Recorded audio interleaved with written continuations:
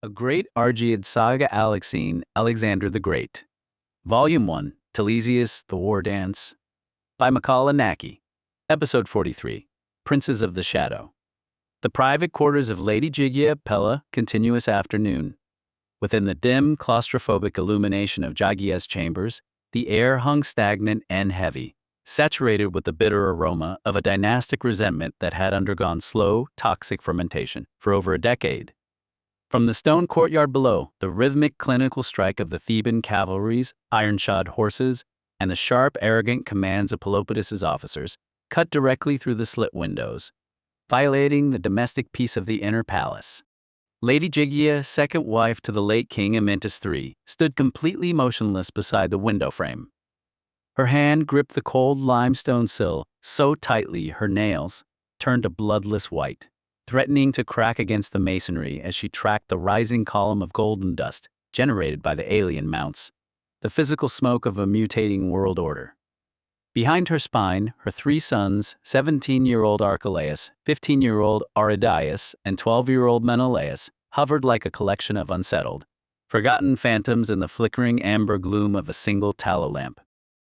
The eldest, Archelaus, violently ruptured the suffocating silence, his voice cracking with the strain of a boy trying desperately to project the iron weight of a man. "Mother, domestic staff are whispering in the corridors," Archelaus rasped, taking a frantic step forward, his fingers twitching toward the leather binding of his dagger. "They articulate that Pelopidas is rounding up the princes of the realm, like common livestock, to secure their treaty. The guards, they wouldn't look me in the eye when I crossed the portico.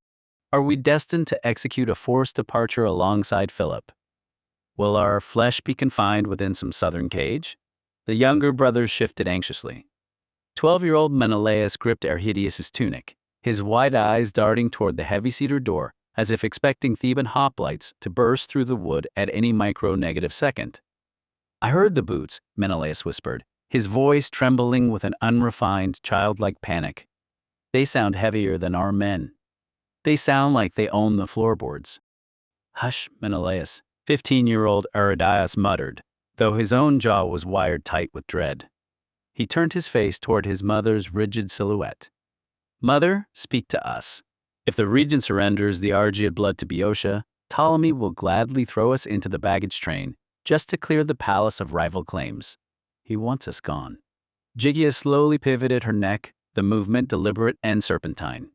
Her face was a frozen mask of aristocratic detachment, yet her pupils smoldered with the unyielding, lethal obsession unique to the upper Macedonian nobility. "Frightened boys," her inner monologue hissed with a freezing maternal contempt. "They look at the south and see an iron cage. They possess zero parameters of foresight. They do not see that the real prison is this very room, where we have been buried alive for 12 winters by that scheming Illyrian witch and her puppet of a regent." She extended her hand, settling her sharp, cold fingertips onto Argead's shoulder. The contact carried zero markers of maternal affection. It was an overt, absolute execution of political ownership. Her grip tightened until the boy instinctively stiffened. "Never." Her voice dropped into the low, dangerous friction of a cornered viper. "Hold your breath, Menelaus. Straighten your spine, Archelaus. Your physical frames will remain securely anchored within these stone walls.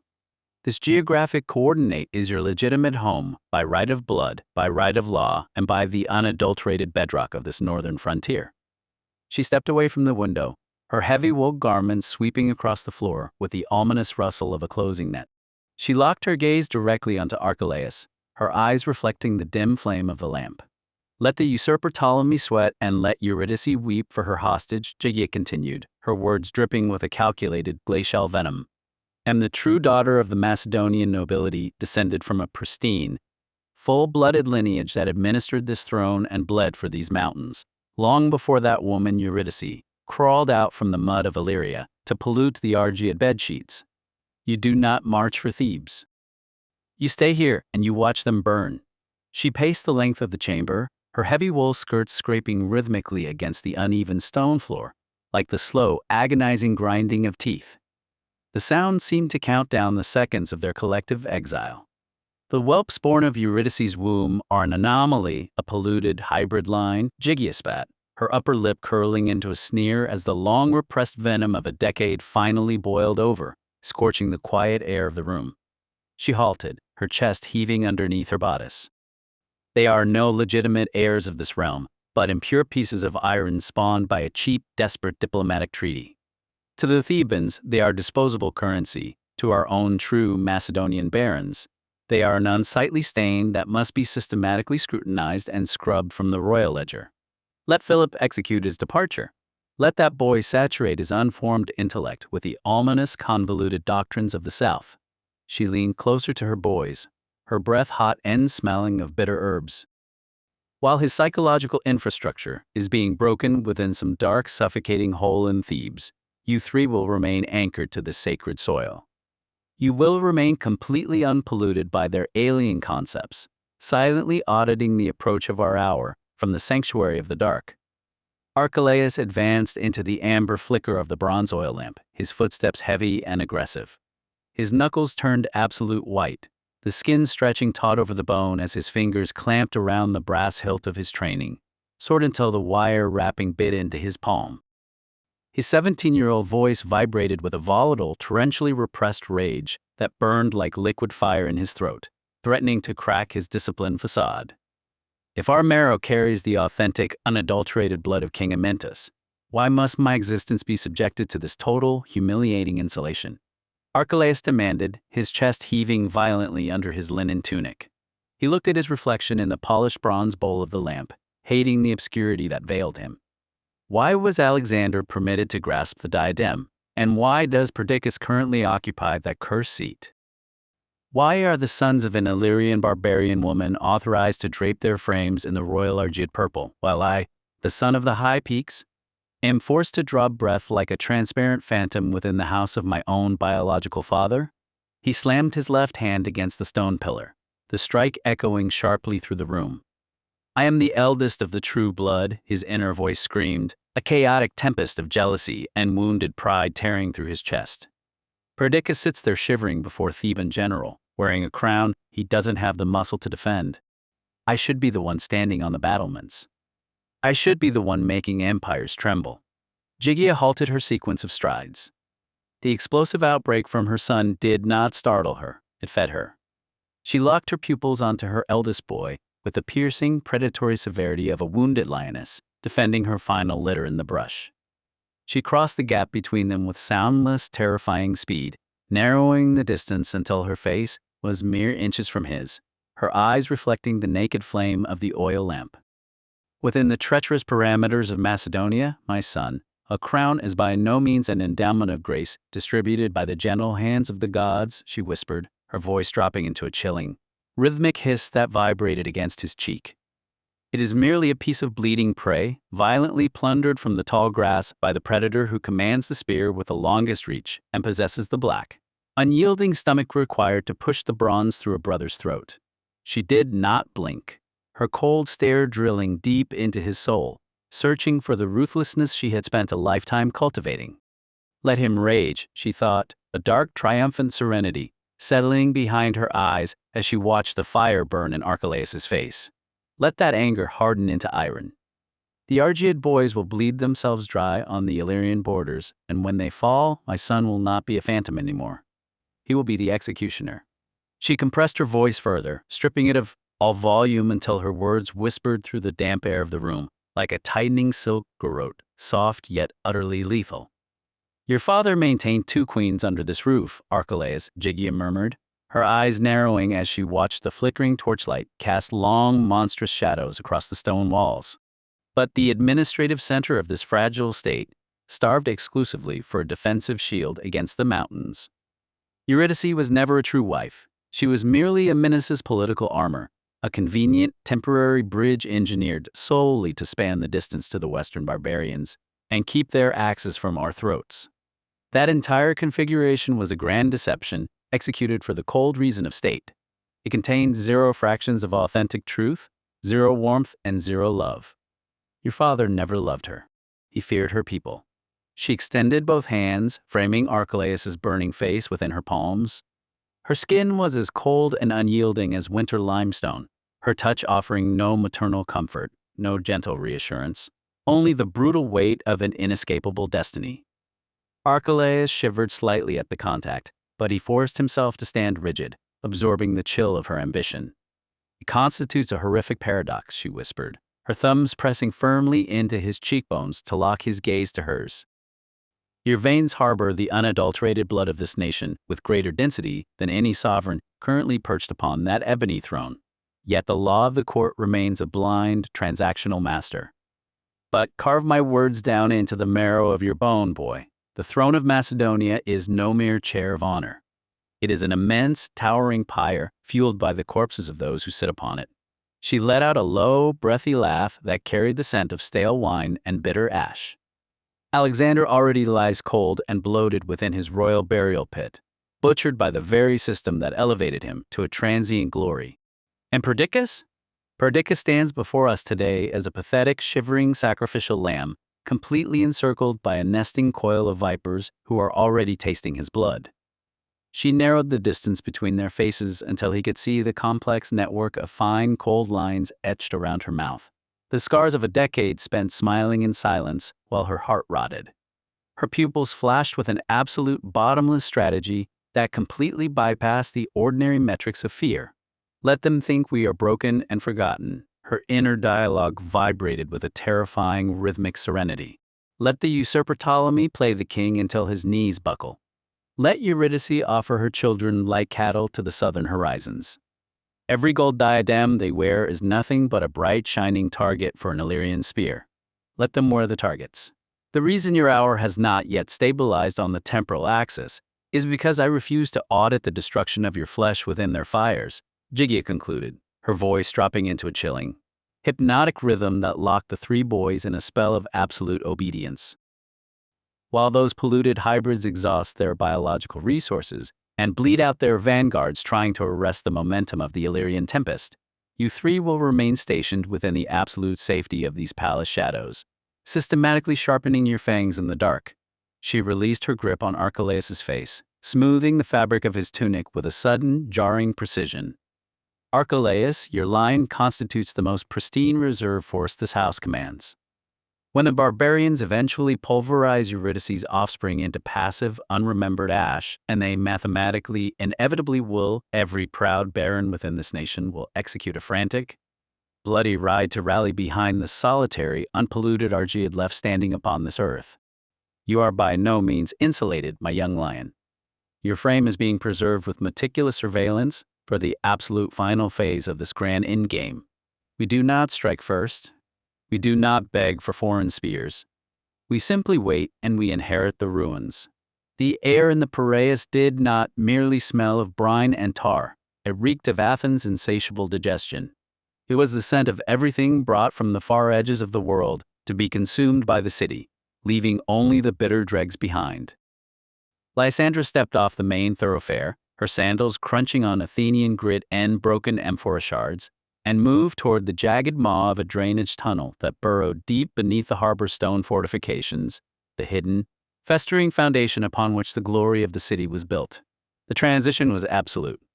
The roar of the docks, the polyglot shouting of merchants, the rhythmic thud of crane timbers, the frantic pulse of a city obsessed with its own wealth, was swallowed by the damp, oppressive weight of the earth. Here, in the dark, the Piraeus revealed its other face. Lysandra lit a small oil lamp, the flame flickering, frightened by the stagnant air. The walls were weeping. Slimy black moisture streaked the masonry, and the scent shifted from the sharp tang of the sea to the thick, cloying stench of stagnant water and dissolution. This was the city's underside, a subterranean labyrinth of cellar vaults and drainage arteries that the Agaranamoy never deigned to visit. It was the end of the line. "Athens," she whispered, the name catching in her throat like dry sand. The word felt obscene in the suffocating dampness, a hollow blasphemy against the gleaming marble above. "They call this place a cradle of reason," she thought, her gaze tracing the jagged, moss-choked fissures in the stone. "They lecture on the good and the just while the refuse of their prosperity rots beneath their feet, ignored and uncounted." She tightened her grip on the lamp, the heat of the oil pressing against her palm. If justice truly lived in the light of the Parthenon, would it not have found its way down here? Or perhaps this is the true seat of their empire, Not the high-flown rhetoric of the assembly, but the silence of those who have been bled dry and left to disappear into the dark. She shook her head, forcing the bitterness back into the iron cage of her resolve. Enough. The city doesn't care for its ghosts, but I'm here, and that must be enough. Yet, as she rounded a jagged corner of the vault, she stopped. The darkness here was not entirely hollow. In the center of a wide subterranean clearing, a handful of figures moved with quiet purpose. They were not healers by trade nor official benefactors of the state. They were the invisible servants of freed slave, a retired dock worker, and a young woman in a simple, rough spun chiton kneeling in the mud. They were stripping away the rot, their hands raw as they scrubbed the filth from the weeping stone walls with coarse brushes. "Drink," one of the volunteers whispered, his voice cracked with exhaustion. He was holding a ladle to the lips of a slave whose limbs were twisted by a lifetime in the silver mines. He poured a thin, warm broth, thick with barley and pulses, into the man's mouth, wiping his chin with a gentle, practiced hand. Lysander watched from the shadows. There was no grandeur in their charity.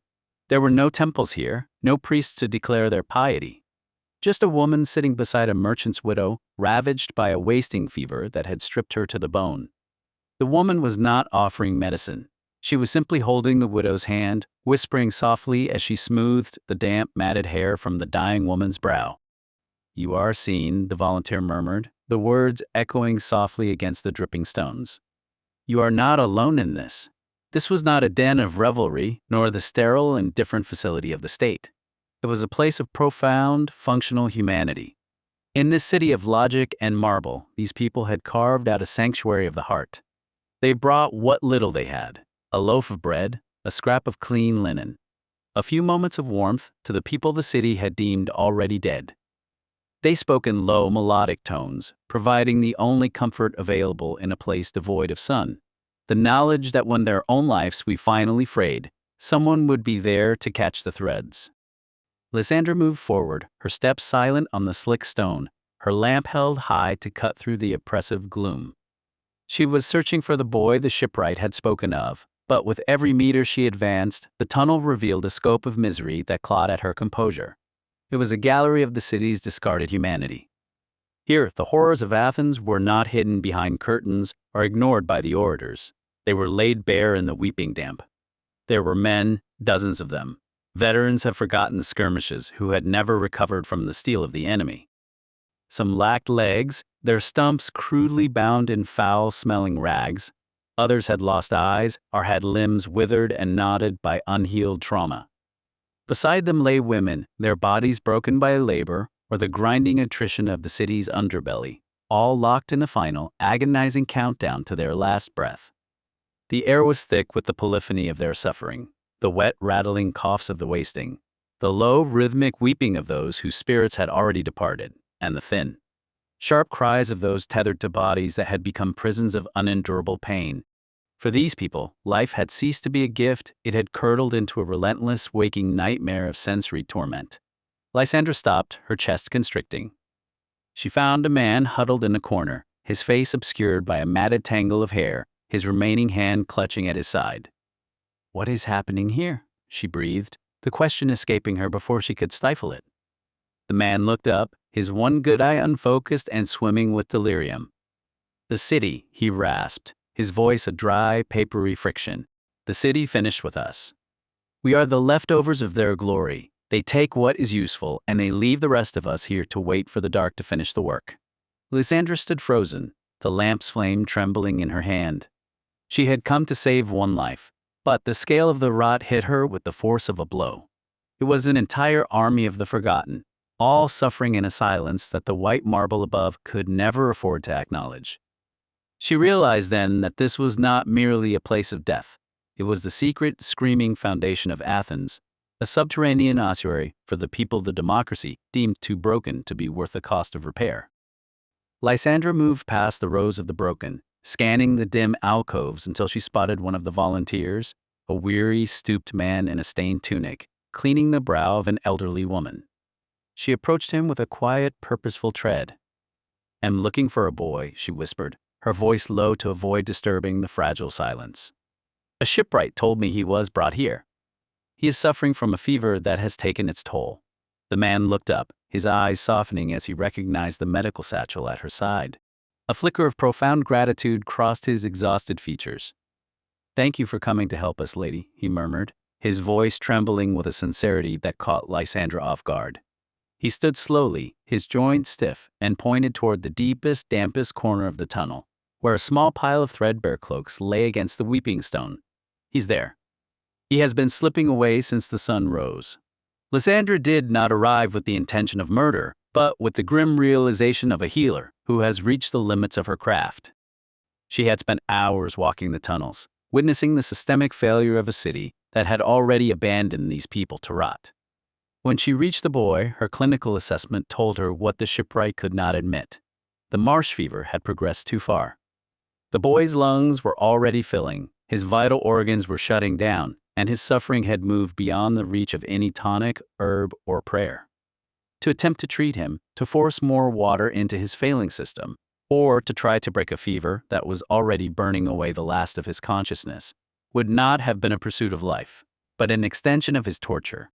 In the Athenian medical tradition, a physician was often expected to heal, but Lysandra had redefined her own duty. She understood that in a place as forsaken as the Piraeus tunnels, the greatest medical intervention one could offer was not an impossible cure but a dignified departure. She wasn't taking his life, the city had already stolen that. She was simply cutting the final, agonizing thread that kept him tethered to a world that had no room for him. She offered him the only peace the Piraeus would ever grant, the silence he was denied in the light. As she pressed the tincture to his lips, she looked up into the suffocating gloom. She thought of the white marble of the Parthenon, gleaming high above on the Acropolis, bathed in the blinding, righteous sun of Athenian democracy. The city held its glory on the surface, written in stone and speeches, while it hid its rot and its relief in the damp earth beneath the sea. The miner's breathing slowed, shifting from a ragged, desperate struggle to a long, rhythmic glide. His shoulders dropped. The tension that had held his broken frame together for years simply evaporated. Lysandra watched until the flicker of awareness in his eyes extinguished, replaced by a profound, vacant peace. She capped her vial with a soft clack that echoed briefly against the vaulted ceiling. She had done what the Athenian medical tradition could not. She had provided an exit. As the silence reclaimed the vault, Lysandra finally let her composure fracture. She wept for the boy, for the miner who had surrendered his life in the dark, without a mother, a father, or a sibling to bear witness to his final breath. Our world is utterly broken, she thought, the bitterness rising in her throat. Is this the democracy the men in the assembly boast of? They speak endlessly of philosophy, of art, and the refinement of culture, while all around them the people suffer. Women silenced, the wounded discarded, the broken driven into a madness that the city refuses to name. The world men had built was a masterpiece of denial. On the surface, it gleamed with high pride and marble beauty, but it was a facade meticulously crafted to seal away the reality of its own foundation.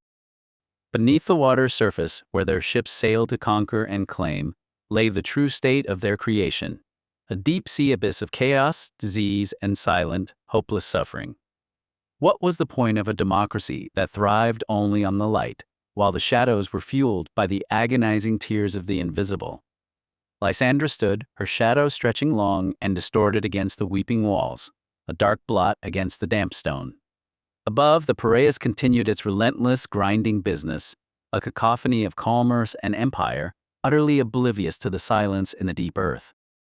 She turned back toward the flickering light, leaving the dead to the dark, her heart hardening just enough to shield her from the ache of it, just enough to carry her back to the world of the living. She had barely taken a step when a voice drifted from the gloom. "I have prayed for him. May he find a journey to the realm of Hades that is kinder than this place." Lysandra stopped, her lamp casting a shivering arc of light over a man who had emerged from the shadows. "I do not understand," she said, her voice sharp with suppressed exhaustion. "There are so many here, too many. This is no place for a human to remain. They need professional care, surgery, skilled hands. Where are the physicians? Where are the healers of the city?" The man met her gaze, his eyes reflecting the dying embers of her lamp, with a mixture of fatigue and quiet conviction. "We do what we can, healer. We are not professionals. We are self-taught, doing the best with the meager knowledge we possess. We are dock workers, scribes, laborers. We simply serve our gods by serving these people. Lysandra looked past him, her eyes sweeping over the rows of the broken, and the bitter irony of their sanctuary settled heavily upon her. It was obvious why they huddled here in the damp dark, rather than seeking the light of the Asclepia. Those sacred hospitals were for the hopeful, for those with the strength to endure ritual purification, and the clarity of mind to seek enkoimesis, that sacred sleep where one might dream of a god's touch. These souls had no strength left for fasting or pilgrimage. They were beyond the reach of divine dreams. The mystery cults offered the only currency they could still afford. The promise that while their bodies had been forfeited to the city, their souls might yet find a destination beyond this abyss. Gods, Lysandra thought, a cold, hollow cynicism rising in her chest. If they exist, where are they? Do they watch this? Do they feast on the friction of chaos to forge their new orders? Is this misery, this total degradation, this waste of human life, the chaos they demand as their due? Is this the price of their salvation? To be utterly erased by the agony of the final hour, only to be cast into the void. You are working in filth, she said, pulling her gaze back to him. We need clean linen, fresh bandages, and high-proof spirits to sanitize. You all must cover your mouths and noses with dampened cloths. We do not know what sicknesses fester here, and you have no desire to carry their death home with you. She looked around, her nostrils flaring at the pervasive sweet rot of decay. And we must burn the dead, she added, her voice dropping to a grim clinical command. If we do not, the bodies will become a catalyst for a new plague. This place will become a tomb for the living as well as the dead. The man nodded, absorbing the instruction without flinching. I'm in your debt, healer. May I ask your name? I am Lysandra, she replied. The man studied her for a moment, his gaze sharp and inquisitive. Your speech, you are of foreign origin, are you not? She gave a small, weary smile and offered a light, non-committal nod. My name is Menander, he said, shifting his position. In the erratic candlelight, she caught the grace of his features. He was in his early 30s, his face possessed of a refined, structured beauty. Despite his ragged tunic, he carried an air of quiet elegance that stood in stark contrast to the hollow, self-important posturing of the philosophers or politicians she had seen in the upper city. He smelled not of the docks, but of parchment and old incense. So, Lysandra said, gesturing to the suffering around them, you are here to devote your life to your own salvation. Menander watched a woman nearby gently stroking the forehead of a fevered veteran, his expression serene. We are all the same, healer, he replied softly. We give salvation to others, and in that service, we receive it in return. I'm a member of the cult of Isis. We do not look for gods in the clouds. We find them in the work of our hands, to be continued in episode 44, Seal of Thebes. A Great Argead Saga ALEXEIN. Volume 1, Telesias, the War Dance. A new episode every single day. We are dropping a new episode every day until the epic conclusion of Volume 1. Each chapter delivers a tight, hyper-focused 15 to 30-minute hit of cinematic historical drama, perfect for your daily plunge into antiquity. Watch the cinematic video trailer. Listen to the full saga now. Bookmark Volume 1, Telesias playlist. Subscribe to follow the rise of the Argead dynasty. Thumbs up to help push our vanguard through the algorithm's gauntlet. Comment below. Is Jigya's refusal to send her sons away a noble stand for their birthright, or a dangerous gamble that will see them slaughtered by the coming Illyrian storm?